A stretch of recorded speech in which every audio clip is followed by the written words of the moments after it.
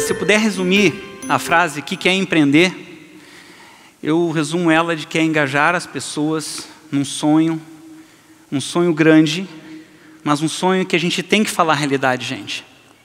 Não se sonha grande sozinho, não se sonha grande fácil, né? Às vezes eu brinco com as pessoas na história, como é que foi o crescimento? Foi o crescimento de aquisição ou foi orgânico? Ele é sempre orgânico, que consome todo o organismo de todo mundo que trabalha. Não existe nada fácil. Quem pensa que empreender é algo fácil, não é. E como empreender é um sonho, tem muita paixão, tem muita determinação, tem muito risco. Outro ponto importante de que para poder construir algo perene, tem que ter muitas pessoas sonhando junto contigo, trabalhando junto contigo. Porque essa determinação, essa paixão, às vezes cega. E por cegar, muitas vezes a gente precisa, se confunde muita determinação com teimosia, com resiliência. Quanto que é um? Eu até brinco com o pessoal, eu só brinco, aquele cara é teimoso, é porque deu errado, né? Quando deu certo é resiliente, né? Muito bacana isso, né? Então, o ponto é esse. O que faz a diferença, gente? Sonhar sozinho não é legal. Sonhar junto vai ajudar a errar menos, né? Por isso que eu tenho uma frase que eu gosto muito, que é isso aí. Normalmente tem aquela frase, não, vem para o barco, vem para o barco. Eu digo, pessoal, não tem barco nenhum. Tem que vir para a ilha e tem que queimar o barco. Porque daí é o seguinte, é estar dedicado de corpo e alma para fazer que dê certo. E tudo que eu posso dizer para vocês, que eu construí na minha vida pessoal e profissional, foi junto sempre com muitas pessoas, seja minha família, seja minha profissão. E aí, puxando um pouco para a minha infância, eu sempre fui muito, deve ver que eu sou um pouco ansioso, né? Sou um cara pouco ansioso, todo mundo me conhece há muito tempo. Só que na época o pessoal não usava o termo ansiedade, dizia que era curioso, né? Então eu sempre fui muito curioso quando era moleque, né, pequeno. E essa curiosidade, eu sempre queria entender as coisas, eu não me contentava com uma resposta simples, né? Então eu vejo que esse negócio, essa paixão pelo empreendedorismo, por querer, sempre me movimentou. Numa época até eu me lembro que a minha mãe dizia assim, puxa, mas eu queria mudar o mundo, ela dizia, tu tem que ser diplomata, né? Aí eu comecei a olhar Rio Branco, tudo, eu disse, não é isso aí que eu quero, né? E aí eu olhava as empresas, eu via que aquele negócio, para construir um negócio tinha tanto desafio, tinha tanta coisa. E naquela época, meu pai era militar e meus pais acabaram indo para o Rio de Janeiro, acabei morando sozinho com meu irmão. E meu irmão fazia informática, naquela época, processamento de dados, né? Um pouquinho antigo. E aquele eu vi assim, poxa, está aí que a coisa vai mudar. Eu acho que a tecnologia, ela vai mudar a forma que as empresas trabalham, ela vai mudar a forma que as coisas, é por aí que eu vou. E aí aquele cara, pouco inquieto, né? Aí eu pensei o seguinte, bom, o que eu vou fazer? Como um cara pouco quieto, né, bem inquieto, vamos fazer 2 faculdades ao mesmo tempo, né? Daí eu fiz vestibular para administração e informática, e aí simultaneamente eu passei na Academia da Força Aérea, né? E aí eu tinha que ir para lá, porque eu precisava, testar aquilo. Eu tinha uma admiração enorme pelo meu pai. Meu pai sempre foi um exemplo muito grande para mim. Imagina, né? Eu sou filho de militar e neto de alemão. Já viu como é que é, né? O certo, errado, né? Então aquela coisa, os valores sempre foram coisas muito importantes. Mas chegando lá, eu vi que não era aquilo que eu queria. Que eu gostava daquilo, admirava aquilo, mas eu queria algo diferente para mim, né? E aí, claro, naquela época eu também já namorava minha atual esposa, né? Então isso, claro, que pesou também, né? Então eu digo, pessoal, não, foi porque eu queria empreender. Não, eu também queria voltar para minha esposa que está aqui, né?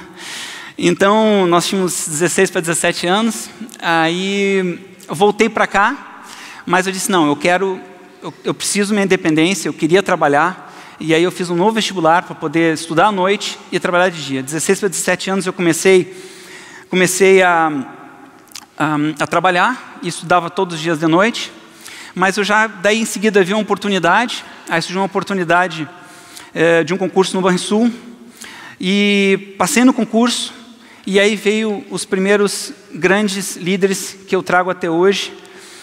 Um banco público, sim, mas um banco que tinha uma área de tecnologia muito legal e que tinha uma pessoa que até hoje me marcou muito, chamado Luiz Porto Alegre Furtado. Eu acho que se tem uma coisa na vida que, se eu posso passar para vocês, seja um esponja, né? Sempre aprendam, tenham humildade de aprender e aprender sempre com os outros e saber que sempre alguém vai te ensinar, sempre alguém vai te passar uma coisa.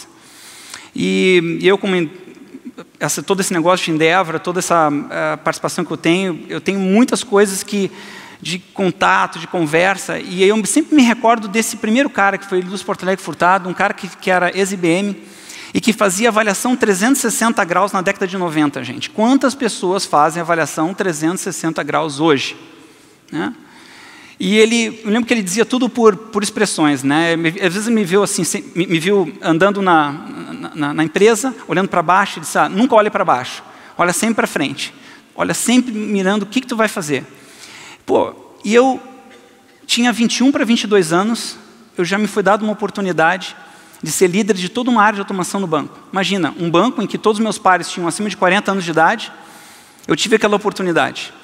E aí, eu trago o gancho de duas pessoas também muito importantes, Nori Lerman e Jorge Krug, hoje um dos diretores do Banrisul. Pessoas que me acompanharam, me deram grandes oportunidades. Sem eles, muito do que aconteceu na minha vida não teria acontecido. Em especial o Krug, foi um cara que me ensinou a indústria de cartões. E se eu não tivesse tomado algumas decisões na minha vida, e se ele não tivesse me apoiado nesses processos, eu não teria estado aqui hoje. Seria diferente, não sei dizer, a gente nunca sabe, mas ele foi muito importante. E por quê também? Porque daí eu puxo o meu day one, né? Eu até brinquei com o pessoal quando estava organizando e batendo uma bola aqui do evento. Eu digo assim, eu não sei escolher um day one. Eu acabei escolhendo esse porque ele realmente ele foi um momento muito marcante na minha vida. Eu vou contar um pouco para vocês, mas eu acho que a gente tem tantos day ones, tantos momentos tão importantes, e sem aquela coisa clássica, se eu não tivesse ido para aquele emprego, se eu não tivesse pego aquela universidade, tem tanta coisa importante. Nós somos feitos das decisões que a gente faz, mas o futuro que nos reserva, só nós podemos fazer. Então, e uma coisa boa do empreendedor é essa coisa de levantar e olhar para frente, né? E esse Day One foi um momento muito importante na minha vida, porque eu estava com uma expectativa super grande, mas foi muito legal. Foi um evento organizado pela IBM que reuniu diretores e várias lideranças de tecnologia da indústria bancária do Brasil em Nova York e depois em Poughkeepsie. E que numa das palestras teve um cara que me marcou muito. E aí eu vou dizer para vocês como é que era o cara. Imagina um gênio louco, mas imagina o case clássico, né? Calça rasgada, né?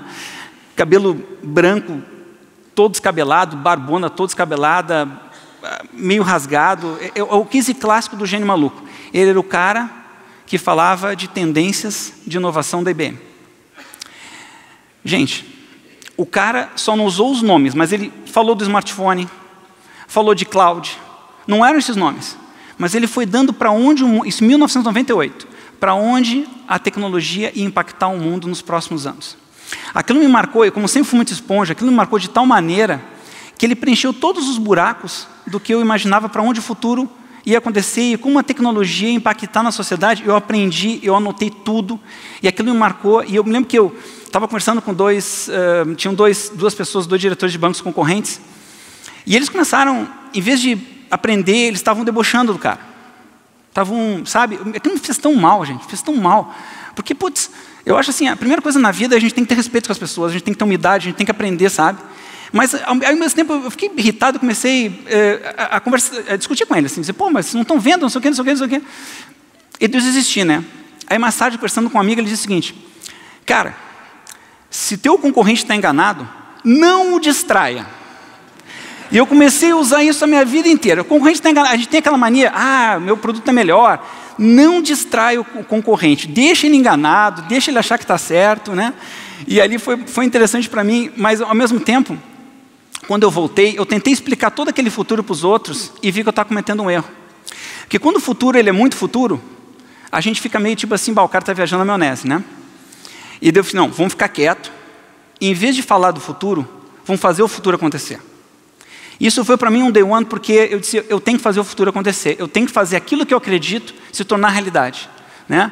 E aí veio uma grande ideia, um grande projeto, né? Existiam vários projetos muito importantes no banco, mas veio a ideia de fazer uma mudança importante no banco, de transformar o banco em um banco realmente eletrônico. Isso nós estamos falando do final da década de 90, e daí surgiu um projeto muito, muito importante. Eu consegui um espaço importante para posicionar um projeto que foi a base do projeto de criação, entre vários projetos, a rede Banricompras, que é uma rede muito forte lá no Sul. Foi a base de transformação. O banco foi o primeiro a aderir maciçamente assim, e massivamente à questão do Smart Card. Primeiro banco com Linux, em ATMs. Então, uma série de inovações. E primeiro banco a utilizar Smart Card para Internet Banking. Então, todos esses projetos faziam parte de um projeto de banco eletrônico, que transformou incrivelmente o banco. Mas como todo projeto grande e empresa grande, né, às vezes é complicado e chega em certos momentos que as questões políticas também começaram a se tornar relevantes. E aí veio a frustração, né, e como toda frustração, eu disse, bom, está na hora de eu tocar meu próprio negócio. Né? Aí vai, né, aquela negócio, vou tocar meu próprio negócio, e é com aquela experiência incrível de empresa grande, de nunca ter vivido o seu próprio negócio. Né, eu fui lá, vamos fazer, e aí me juntei com alguns amigos e fomos começando a trabalhar. Dentro daquele conceito de criar uma empresa de automação, e aí eu estava começando a montar aquela empresa, e aí estava trabalhando no banco, aí eu saía às 8 da noite, trabalhava das 8 às 2, 3 da manhã, trabalhava no final de semana, estava começando a fazer meu projeto para poder conseguir abrir minha empresa, e aí ao mesmo tempo, minha esposa também abriu uma farmácia, também empreendedora, e nasceu o nosso primeiro filho, aí já viu, né? Aí ficou complicado. E aí veio também minhas primeiras 2 idas ao hospital por gastrite. Né? E foi punk. Né? Um nível de estresse absurdo. Né? E daí a gente viu que por mais dedicação que a gente queira fazer, a gente precisa de mais pessoas para conseguir fazer o sonho. A gente precisa tentar equilibrar as coisas. Tem que ter muita dedicação, mas tem que equilibrar. E aí vem uma coisa muito bacana, que eu digo que ela, minha esposa, é minha primeira mentora. Né? Eu fui teu mentor, não, foi minha esposa, porque a gente sempre conversou muito, né? E eu disse assim, olha, tu já abriu teu negócio, eu tenho aqui um emprego, é legal, assim, vamos fazer o seguinte, na época, simultaneamente, a gente deu uma sorte que teve uma mudança em todo o ambiente, e eu consegui retomar o projeto, consegui fazer o projeto ser retomado de novo, e eu disse, bom, está na hora eu vou fechar essa empresa, não vou desistir desse meu sonho, eu vou ter minha própria empresa, mas não vai ser agora. Tu está tendo a tua empresa, vamos tomar essa decisão, eu vou seguir, vou terminar de completar esse projeto, que esse projeto vai ser importante para mim. Né? E foi a decisão acertada, e aí eu consegui implementar, o projeto foi um sucesso, a gente conseguiu fazer com que realmente fosse um projeto que tivesse um grande impacto na empresa, e eu consegui reunir de novo um Dream Team, consegui reunir no banco, um time de primeira qualidade interno, primeira qualidade com apoio externo, e a gente conseguiu realmente consolidar a primeira rede independente do mercado brasileiro. Mas depois que consolidado isso, eu disse, bom, está na hora agora de eu ir para o meu sonho de novo. Né? Então, está na hora de eu buscar, e como tudo, né, assim, eu acredito muito em Deus, né? Eu acho que as coisas, elas têm algo maior, né? A gente não sabe bem explicar, algumas coisas acontecem, e eu sempre na minha vida, sempre que eu tive alguma coisa, sei lá, não sei explicar, mas as coisas acontecem de um jeito que a gente não sabe nem entender de como é que acontece, né? E aí aquela coisa de juntou a vontade com a vontade de comer, a fome com a vontade de comer, né? Aí eu estava pensando, estava imaginando, eu queria tocar, começando, vou buscar um investidor, vou pensar uma coisa, e não é que me liga, não foi assim, me liga uma pessoa e diz, olha, eu estou aqui de uma empresa que tem um cartão, um tal de Goodcar, e a gente está querendo fazer uma rede, podemos conversar contigo? Eu disse, não pode ser. Disse, pode, vamos falar, né? E aí começamos a conversar, vai, ele disse, olha, rede dá custo, gente. O que dá dinheiro é botar negócio na rede. Aí eu comecei a falar o que eu imaginava que era o meu sonho.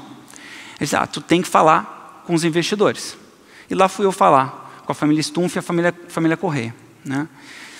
Pessoas fantásticas que acreditaram em mim. Né? E eu me lembro de um episódio muito engraçado que eu fui lá na fazenda visitar o Ernesto Correia, e aí um empreendedor fantástico, uma pessoa admirável também, um estrategista, um coach. E na conversa com ele, eu fiz meu primeiro pitch. Hoje em dia todo mundo fala que é pitch, mas em 2013 ninguém sabia que era pitch, né? Eu fui meu pitch de venda do projeto. E vou lá, eu falando 2 horas, né? Diz que o cara bom não é o que tem as respostas, mas o que sabe fazer as perguntas, né? E o desgraçado sabia fazer todas as perguntas, onde eram os pontos. O cara parecia não, ele sabia mais que eu onde é que as coisas iam pegar, né? Só que eu estava tão preparado, gente, tão preparado, que eu sabia a resposta para cada coisa, Chegou o final e disse, olha, nós vamos abrir o mercado brasileiro de cartões. Vai ser entre 5 e 10 anos. E nós vamos fazer assim, assado, frito, nós vamos se juntar com algum grande banco e nós vamos conseguir abrir esse mercado e a gente vai crescer em cima de vários negócios eletrônicos até que a gente consiga abrir esse mercado. Eu me lembro que ele deu uma risadinha, mais tarde ele contou para mim assim, olha, eu não sei se esse cara é um grande empreendedor ou um maluco. Depois ele teve certeza que eram os dois. Entendeu? Ele brinca comigo depois, porque, pô, era tanta determinação, eu falei com tanta determinação que ele disse, esse cara só pode estar muito certo o que ele está querendo fazer, né? Bom, e assim começou a GetNet, né? Nós começamos a empresa em maio de 2003, eu saí do banco, começamos a empresa do zero, gente. Eram eu e mais 8 pessoas, e aí quando eu olho para trás eu vejo que esse é o grande tripé, hoje quando eu falo como mentor e como embaixador Endeavor, o grande tripé de uma startup, eu sempre digo para todo mundo o seguinte, primeiro, tem que ter um grande sonho sim, mas esse grande sonho tem que vir com um bom planejamento e uma baita disciplina de execução. Hoje estou me entregando meu baita aqui, meu bar, já estou me entregando, meu gauchesco aqui, né? O segundo ponto, gente, é um grupo de empreendedores. Ninguém faz nada sozinho, ninguém consegue fazer nada grande. E o terceiro tem que ter um investidor engajado contigo, que acredite no sonho, que confie. Esse é o tripé de sucesso. Ninguém consegue fazer alguma coisa se não tiver esse processo. E foi fantástico isso para mim, porque eu tive um coach do Ernesto, tive umas ideias maravilhosas do Guilherme, então, quer dizer, pessoas que foram muito importantes nisso. Mas daí, como todo grande negócio, ele passa por vários momentos muito bons, né? Como eu disse antes, trancos e barrancos, grandes momentos também não tão bons assim, né? E aí, nesse crescimento, a gente teve várias coisas muito bacanas, muito interessantes, que foi, a gente se posicionou primeiro com uma rede dos excluídos, né? Como a gente não tinha Mastercard e Visa, a gente tinha que ser a rede de todos os demais cartões, então a gente tinha lá 27 cartões. Só que é o seguinte, a gente viu que tinha um negócio bacana, que tinha um tal de recarga de telefonia, que o pessoal pegava um cartãozinho em 2013 e tinha que raspar. Pouca gente sabe, mas nós é que acabamos indo empresa por telecomunicação, por empresa de tele por tele, para convencê-las a fazer com que o negócio de recarga fosse eletrônico. A gente comprou 2.000 cartões, raspamos os cartões, botamos dentro dos sistemas, pegamos um POSzinho, fomos tele por tele para convencer os caras. Moral da história. Depois de 7 meses, a gente estava em todo o Brasil. E depois de 1 ano e meio, a gente já movimentava mais de 3 bilhões. Chegamos a movimentar um ano mais de 4 bilhões de reais somente em recarga de telefonia. Era mais de 30% do mercado de recarga de telefonia. Isso foi o propulsor para que a gente tivesse dinheiro para fazer o grande negócio, o grande salto, que era conseguir realmente alguém que pudesse acreditar na gente, que pudesse acreditar que essa rede tinha condição, né? Mas daí, gente, veio uma coisa que a gente não esperava, né? Nem nós, eu acho que todo mundo, né? Que é a crise de 2008, 2009. E nós ali investindo pesado, investimento pré-operacional enorme, e nossas margens reduzindo pela metade, né? E aí veio aquela crise, nossa, o que a gente faz? E aí veio de novo aquele momento importante em que, do investidor acreditar no sonho, dos empreendedores acreditarem no sonho, e a gente ter muita disciplina, muito trabalho. Nós vencemos esse processo. Eu acabei buscando um coach externo, né? Para me ajudar, para poder... Tinha que debater o processo. E daí veio uma frase, gente, que me acompanha desde esse momento de crise, sempre que me ajudou em muitos momentos, que é: pense em, trabalhe para, mas não conte com. Tudo tem que ter plano B, gente. Tudo tem que ter plano B, plano C.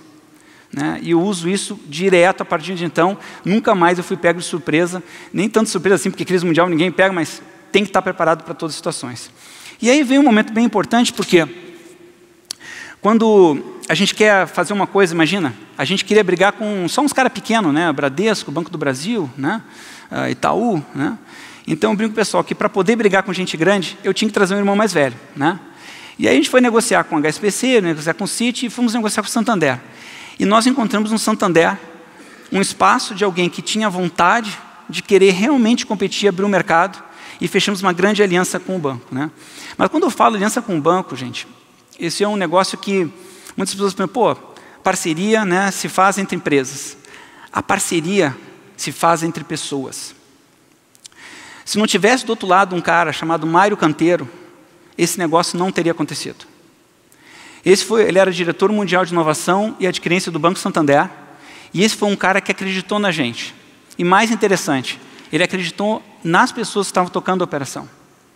E foi engraçado porque a gente passou por vários momentos de situações muito difíceis, e se não fosse essa confiança e respeito mútuo que a gente adquiriu, a gente não teria, em Santander não teria hoje uma grande empresa nas mãos deles, e a gente não teria conseguido fazer com que esse projeto tivesse acontecido. Mas eu trago de novo uma coisa que eu brinquei, que é o meu segundo day one, né, que é um almoço que a gente fez em Madrid. Né? Nós estávamos lá tocando projeto, já estava a 1000, e aí o Banco Santander me compra o Real. Não sei se todo mundo sabe, mas o Real tinha participação na VisaNet, que era com a gente queria concorrer. E eu disse, ferrou. Agora foi pro saco. Né? E eu já estava naquela, qual é o meu plano B, qual é o meu plano C? Eu já estava naquela pensinha, trabalho para não conte com, né? Já estava com aquele negócio. Bom, daí nós fomos lá para Madrid. Aí nós no almoço, um vice-presidente do banco chega para nós e me diz o seguinte, chega na verdade para o Ernesto, né? Chega para Ernesto, por que vocês acham que a gente deve fazer parceria com vocês e não continuar na VisaNet? Aí o Ernesto olha para mim e diz assim, ele que tem que explicar. Né? E voltou para mim, e vou eu para o meu segundo pitch. Né? E vou eu lá com 1 hora em espanhol, já estava craque, né, de espanhol, já imagina, mais de 20 vezes em Madrid, e vai lá explicando.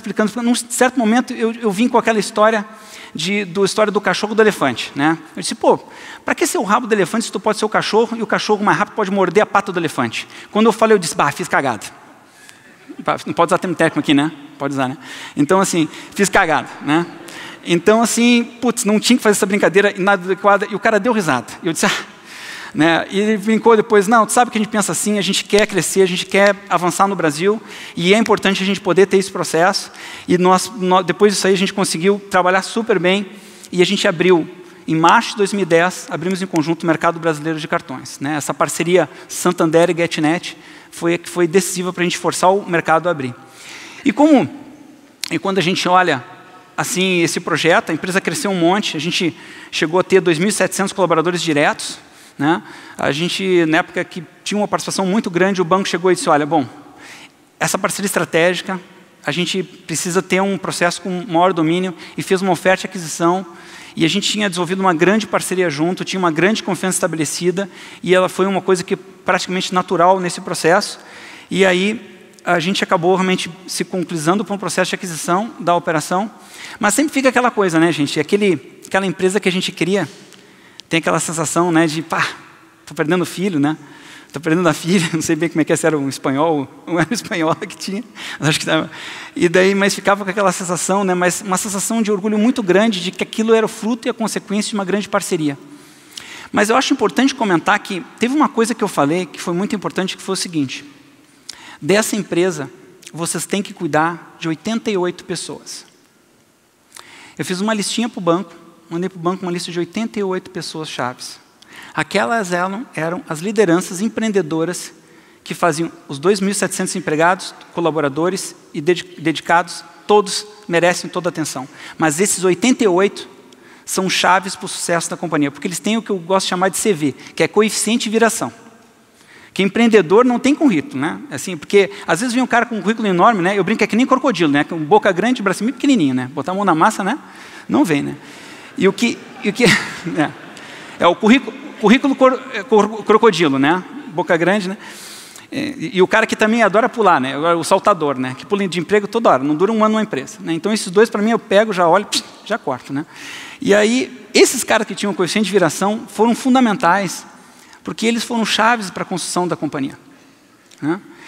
E não tanto foram chaves, né, que eles realmente construíram e ajudaram, se dedicaram, e poderia dar o nome de diversos deles, não posso deixar de não falar do Christian Cavalheiro, foi um braço direito, um cara que foi fantástico, um cara que ajudou a construir esse projeto.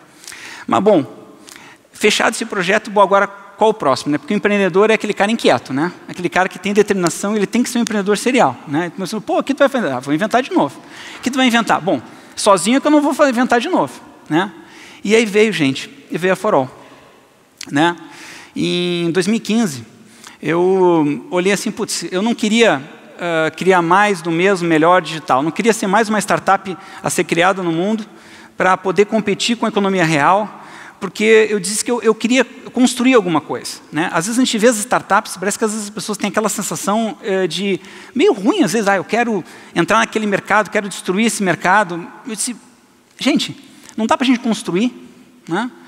Então, lá em 2015 eu fiquei pensando, fui Silicon Valley, fui lá, vi que estava se criando uma ideia muito importante de criar uma ideia de plataforma. E disse, pô, vou fazer um negócio diferente. Eu vou fazer um negócio para ajudar. Se o Brasil tem 97% da economia é real e só 3% é digital, vamos ajudar essas 97% da economia real a se tornar digital, né? Então, daí surgiu a For All em 2015.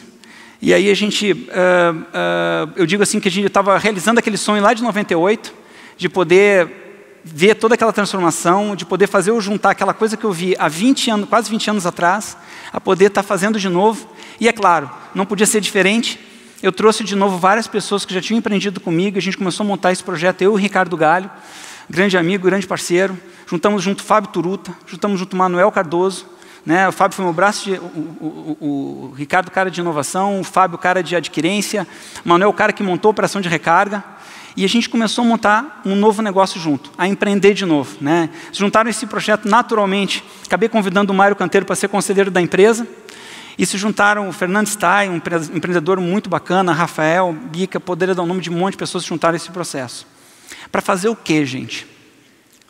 Engajar pessoas, né? E aí, uma coisa que eu acho importante comentar com vocês, que é, muitas vezes o pessoal, tu foi fundador disso, fundador daquilo, eu até não queria usar esse termo, até quando o pessoal, na verdade, a pessoa acaba usando esse termo, mas às vezes quando a pessoa me pergunta, pô, cara, como é que tu fundou tal empresa? Eu disse, isso não é correto, isso não é legal. De verdade, de coração. Eu acho que eu não sou fundador de nada mesmo, eu sou um engajador de fundadores. Eu acho que o cara que é empreendedor é o cara que tem a obrigação e a liderança de poder engajar as pessoas e fazer com que todos realmente se sintam donos na empresa. Né? Que possa dividir esse processo, possa engajar pessoas. Né? Porque se eu acredito que ninguém faz nada sozinho, isso tem que ser o processo. E para finalizar, pessoal, eu queria dizer para vocês assim que a gente tem que ter uma agenda positiva. Eu queria convidar todos os empreendedores aqui a que a gente tivesse uma atuação diferente em relação ao nosso país, que a gente seja menos omisso, né? Que a gente acabe com essa história do empreendedor que fica só esperando pelo governo, esperando benefícios de governo para poder crescer. Tem que ralar, gente, tem que trabalhar, tem que ter uma agenda positiva, porque a gente tem que se engajar para fazer da nossa ilha Brasil uma ilha diferente, uma ilha que a gente possa acreditar para ter um futuro melhor para os nossos filhos, diferente das realidades que a gente está vendo por aí. Obrigado.